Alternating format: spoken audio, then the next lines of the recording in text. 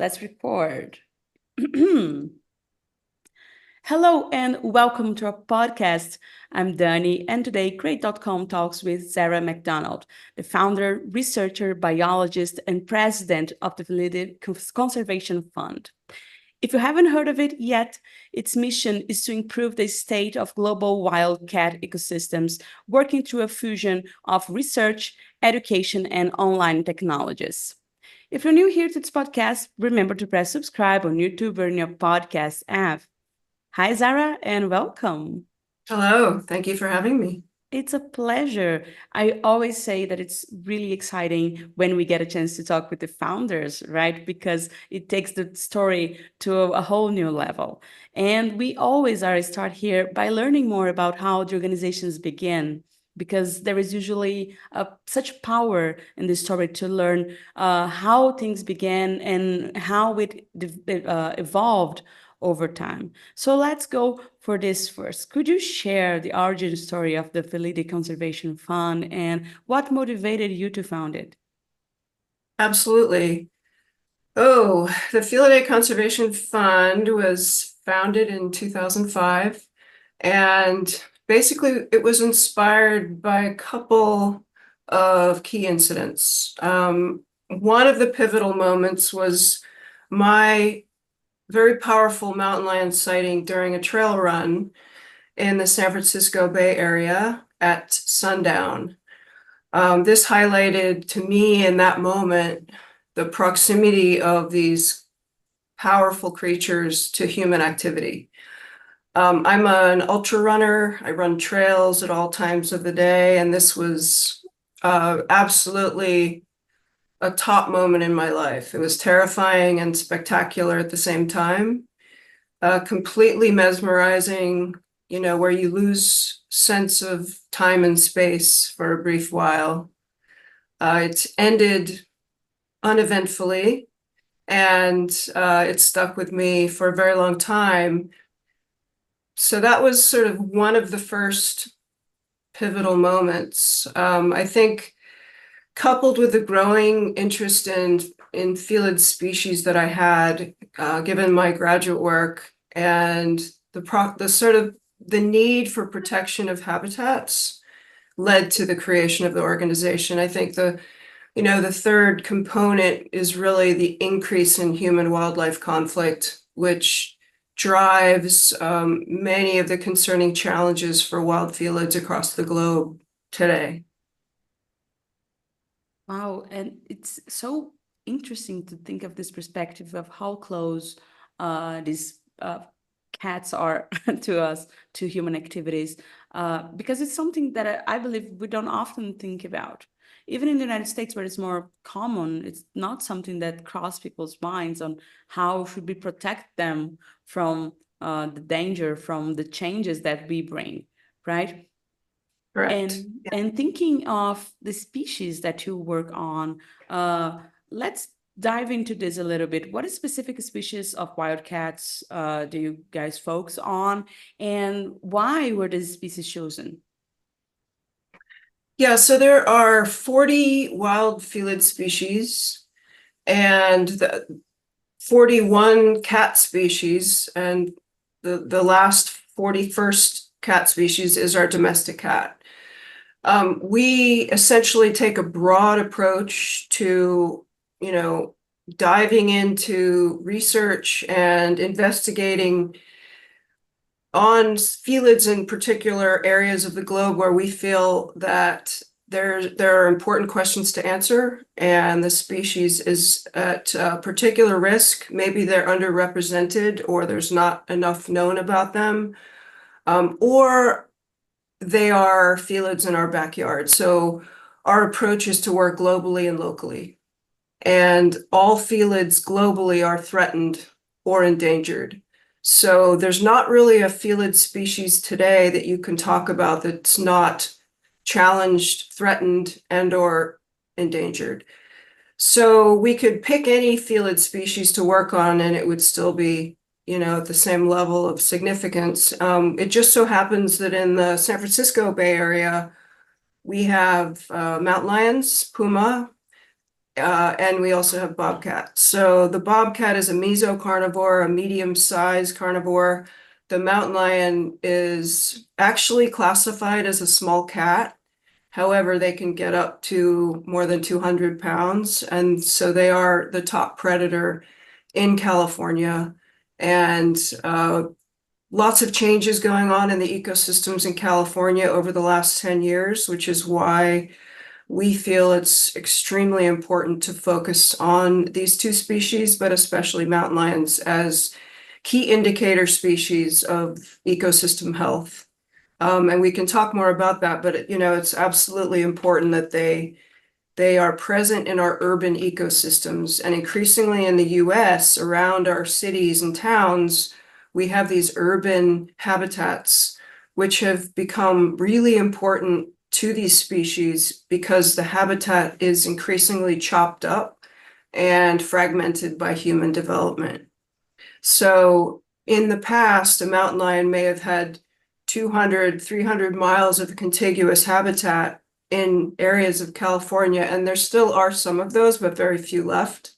So, when you talk about Los Angeles area or Orange County, where we work as well, San Francisco Bay Area, the habitat is still high quality.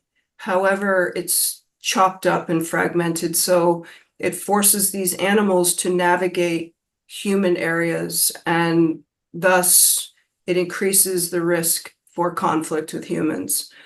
And so in California, that's kind of our focus. We started out when the organization was first formed, we focused on the endangered snow leopard in Pakistan, Mongolia, and Nepal. Is what and so those studies that we worked on were specifically, looking at movements of snow leopards and then just answering some of the typical research questions as to how are they moving, where are they moving, what are the challenges and conflict, conflict touch points. And so those studies sort of, at the same time, we started looking at the puma and jaguar in South America as well. And in South America, in Chile and Patagonia and Argentina, there are also small cats. So we've also looked at small cats in those studies. In addition, many of the small cat species are just simply not known by most people. We're trying to make a change in that with our outreach and our social media. We talk a lot about wildcat species so that people become more familiar with the different species they may not know about. Yeah, actually, I would definitely ask you to expand a little bit more on the importance of preserving. I'm sorry, I've missed the type of wildcat that you mentioned, but why keeping this species alive and well are important to the ecosystem, to the balance of the ecosystem? Yeah, so let's just use the mountain lion as an example right now. And if you look at the mountain lion's role in an ecosystem, especially where it's a top predator, what mountain lions do simply by being on the landscape is they actually keep prey numbers in check. So they are caught. So you may have heard of this concept, landscape of fear. But simply by a mountain lion moving on a landscape, the prey are vigilant and they continue to move throughout, they don't graze, overgraze, and, spend too much time in one habitat because they're safe or they feel, protected, because a mountain lion is constantly moving and their ranges can, go to, let's see, in California, females up to 100 square miles, a male's home range can go up to 250 square miles. That's becoming trickier today with, the loss of this habitat that's really important. But mountain lions will also, when they make a kill, that kill, say a deer kill, they will feed on it for a couple days, they'll revisit it, and then they'll move on. And that kill will then feed thousands of other species, that are in the ecosystem. And so that's sort of, providing for the ecosystem that they're in. And, they may make a kill if it's a male or a sole female, maybe a kill once a week. If it's a female with cubs, she may make 2 or 3 of those a week. So she's feeding the ecosystem. They also spread seeds in their scat. So when they poop or leave scat, on the ground, they will obviously spread the seeds. So there's just, there's so many benefits to having them. And, the last one I'll touch on is just an area we've been looking at more recently. And we have some studies that we are embarking on that are diving into this in more detail. But zoonotic diseases are on the rise globally. So the risk of spillover to humans is of concern. And we see with large predators on the landscape where we're able to keep the disease low in a system, because mountain lions will take diseased and weakened prey before they, first, because they're easiest to catch. But they'll just by that fact, they'll remove disease from the system. But also, they keep disease, by keeping disease out of the system, they can also help lessen the risks of zoonotic diseases. And, bobcats actually play an important role in that as well, by their sort of, scavenging of rodents and animals that tend to carry more disease. So this is something that we're testing a lot of, we're doing fecal surveys, and we're testing a lot of these scat samples from our felids in the area to understand the parasites and the viruses and the heavy metals and different things that may be impacting behavior and or just, overall wellness of a population. So that's, those are some of the really positive things these felids are doing. Thank you. Thank you for the full explanation. I really learned from it. And Zara, one other thing that is really important for us here to understand is the challenges, right? Because with this amazing work that you guys have been doing, a lot of challenges rise up, right? So could you explain to us what are maybe the key conservation challenges that wildcats face today, and how does the fund addresses them? Yeah. Wildcats are facing, as you can imagine, numerous challenges. So the one I've previously mentioned is habitat loss, probably the most important of all. Human-wildlife conflict, and, essentially caused by humans encroaching on wildland habitat and, previously wildlife habitat. The conflict is something that we're specifically tackling that is more and more difficult just because it requires a strong increase in awareness that, from many angles, because we have lots of different interests, especially in a state like California, or in the US, but, in all of the other regions we work in the world, there are livelihoods that rely on perhaps animals that are taken by predators. So the solutions need to be preventive and forward thinking so that, there's non-lethal methods to either rid your properties of predators if you have livestock or domestic animals or hobby animals that you want to protect. It is so important to be proactive in that and not sort of react after the case, because then it's too late and the lion or the jaguar or the leopard has already come in and taken, so they may come back. Another issue is poaching. There's quite a bit of poaching everywhere globally, so that's something that we can only impact to a point. That will continue, but we hope that we can bring that number down. And, of course, climate change. So with the change in temperatures globally, we're seeing a lot of challenges for particular felids like the snow leopard that survive at these high elevations and require those for survival.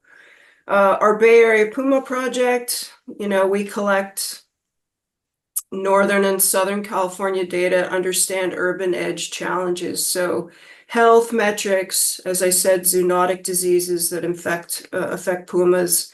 And by addressing these issues through research and policy advocacy and community engagement, we we start to develop effective conservation strategies that can protect wildcats and their habitats. And in California in particular, we're seeing early signs of inbreeding in pumas in specific populations, which is tremendously concerning. So we've got the mountain lion now listed as a candidate species for the California Endangered Species Act, simply because that genetic diversity is so vital to the survival of these populations, and inbreeding is the first sign towards extinction. So this is concerning for us. Well, another thing that I feel we don't really talk enough, right, about how those dynamics, those populational dynamics happen and can affect the longevity of a species. So thank you for bringing this to the conversation, Zara. I want to make a quick diversion here and tell people to go to your page, right? Because in there they can find so much information, not just about what you guys have been doing, but also about all of these species that we have been talking about, right? So you can find it at felidefund.org. You're gonna have the link to it on the description of the episode here. But just so you know how to write it, it's the Felidae has a different thing in the end. Let me get it here. It's FELIDAE fund.org. Then you can get a lot of information in there.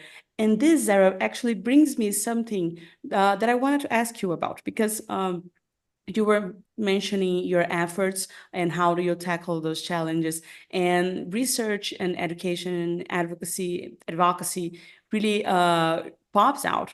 But there is this other pillar, right? There is technology.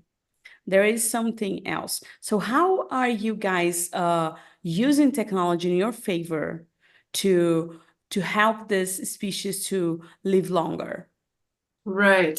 So in the early days, in the first decade of our organization, we built a K-12, a school program where we built a predator-prey simulator to teach children about predator-prey dynamics. That was something that we shared with schools. We also developed a puma game where you became a puma trying to survive on an increasingly urbanized landscape, and the challenges faced by pumas in that particular situation. And today we have an AI machine learning based cloud database where all of our big data go in. So we have close to 200 cameras in camera arrays throughout California, and all of the big data is entered using AI and classified using artificial intelligence. And in addition to that, we have developed a mobile app, and the mobile app will be called Wild Backyard, where it will be a community mobile app where you can actually upload images from your home cameras, from your phone, from your own property, and share it with your community, and then see metrics for your neighborhood and or your county or your community, your state. So that's something that will be coming online very soon, and we're super excited about that. Because there'll be a lot of data that will add additionally to our research, but it'll be an enjoyable, interactive community application for people to engage in. Absolutely. I'm thrilled. I'm thrilled for you guys.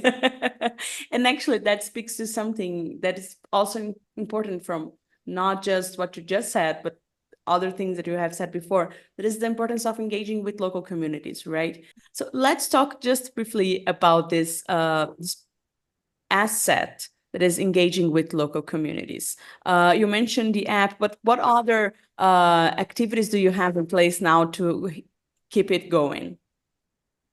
So for successful conservation, you need to constantly be in front of the community. So we give presentations, we run outreach programs, educational workshops. We collaborate with local stakeholders to raise awareness. We attend many sort of big festivals every year where we have tables and we talk to the community about our work and why it's important. And we have a popular K-12 program I mentioned called Cat Aware, which our primary goal with that is really to reconnect kids to nature. Kids are spending less time outdoors due to technology. So we offer a bunch of modules and encourage kids to understand or want to learn more about the outdoors and what's actually happening and why we research them. And I think now comes one of my most important questions for you today, Zara. That is for our listeners or people watching on YouTube that really got interested and want to join you. What would be the best ways to help you guys keep going, or maybe to join the movement in some level? Right, yeah.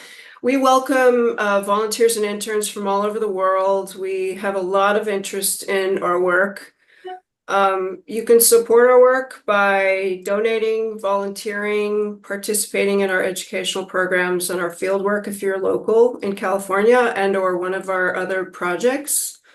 You can host events with us where we can actually educate your friends and family and community about, why this is so important and the challenges that wildcats face. I think that the more we can get the word out about wild felids and sort of reduce the misinformation and fear, I think we can sort of gain more momentum for these animals because that's the constant challenge that we have. But we have over 300 volunteers, both in person in California and remote globally. So we provide internships for those in undergraduate and graduate school who are interested in pursuing a career in wildlife biology or ecology. Wow, this is actually amazing. And good that you shared it here. I hope a lot Yeah, of people will feel the call and join you in this. Thank you so very much, Zara, for joining us today. I really liked this conversation. you bet. Thank you so much for having me. It's fun. It was a pleasure. And to everyone listening or watching us, thank you for staying for one more episode. And remember, if you enjoyed it, press subscribe on YouTube, in your podcast app. Share this with your friends, with your family, with everyone you know, just social media. Show it everywhere because that shows the algorithms that this is an important conversation and more people can learn about the importance of the Felidae Conservation Fund. Please click on the link here in the description, check out their page, donate, engage if you can, because this helps this beautiful organization to move much further. All right, bye, and I see you in the next episode.